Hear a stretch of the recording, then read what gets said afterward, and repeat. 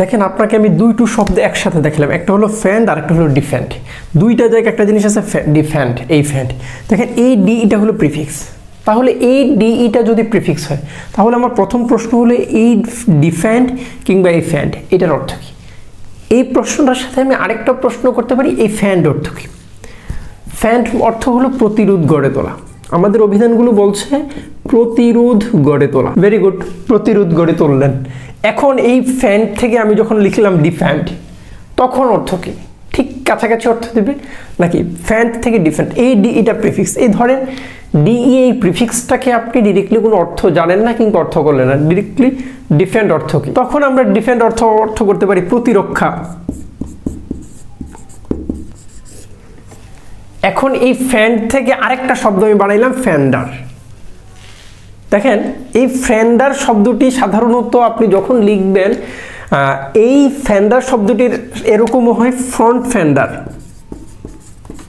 অর্থাৎ front Fender. আপনি এইটা ফ্যান্ডার মানে কি? প্রতিরক্ষা, প্রতিরোধ গড়ে তোলে। ই আর যিনি ব্যক্তি বস্তু, ই আর দ্বারা সাধারণত কর্তা বোঝায়।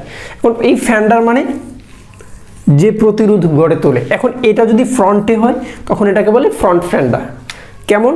সাধারণত আপনি যখন এটা গাড়িতে দেখবেন যে গাড়ির সামনের যে অংশটা, এটাকে বলে যে দুর্ঘটনার সময় যেন গাড়িতে সরাসরি কোনো প্রকার আক্রমণাত্মক কিছু কোনো ঘটনা না ঘটে কিংবা গাড়ি যেন ক্ষয়ক্ষতি না হয়, এই জন্য সামনের যে অংশটা সেটাকে মূলত ফ্রন্ট ফ্যান্ডার বলে। বুঝে গেছে? তো এখান থেকে ডিফেন্ড।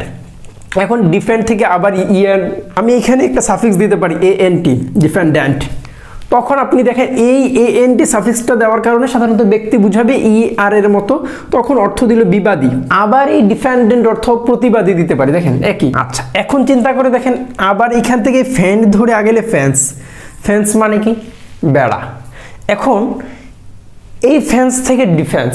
এখন আমরা বাংলাদেশে সাধারণত যে কথাটা বলি যে যারা প্রতিরক্ষা বিভাগে চাকরি করে তাদেরকে আমরা বলি ডিফেন্স। এই ডিফেন্সটাকে আমরা প্রতিরক্ষা খাতে ব্যবহার করি, প্রতিরক্ষা অর্থে। এখান থেকে ফুটবলে একটা শব্দ আছে ডিফেন্সিভ, আরেকটা শব্দ হলো অফেন্সিভ। এই ডিফেন্সিভ এবং অফেন্সিভের মধ্যে পার্থক্য, এটা একটা প্রশ্ন। আবার এই ফেন্স যখন আমি বেড়া বলি তখন ফেন্সার। এই ফেন্সার অর্থ কি? ই আর ব্যক্তি বুঝাবে। ধরেন আমি লিখলাম বাজ, কর্তা বুঝাইলো। এখন এই ফেন্সার অর্থ লিখেছে তলোয়ার বাজ। যে কথাটা বলছিলাম ডিফেন্সিভ এবং অফেন্সিভের মধ্যে পার্থক্য কি?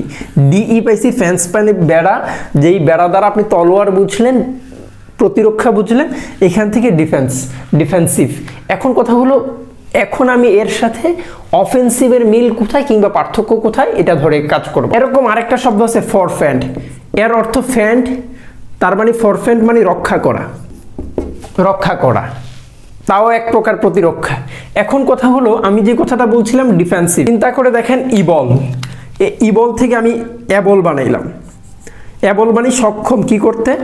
বেড়া দিতে, প্রতিরক্ষা করতে। তার মানে প্রতিরক্ষা করতে সক্ষম যেটা, এটাকে আমি বলছি ডিফেন্সিবল। তার মানে এই ডিফেন্স। এখন এই ডিফেন্সের সাথে আমরা যখন ফুটবল খেলি, ফুটবল খেলার মধ্যে একজনকে আমরা বলি ডিফেন্সিভ, আরেকজনকে বলি অফেন্সিভ। আপনি চিন্তা করে দেখেন যখন আপনি ফুটবলের মাঠটাকে কল্পনা করেন, যে গোলকিপারের কাছে থেকে নিজেকে বাঁচায়, নিজেকে বাঁচানোর জন্য চিন্তা করে, তাকে আমরা বলি প্রতিরক্ষাকারী। আর যখন অফেন্সিভ, এই ফ্যান্স মানে এখানে আমি পাইলাম যে ফ্যান্স মানে ফ্যান্স, এখানেও পাইলাম, তবে এটা হলো আক্রমণাত্মক।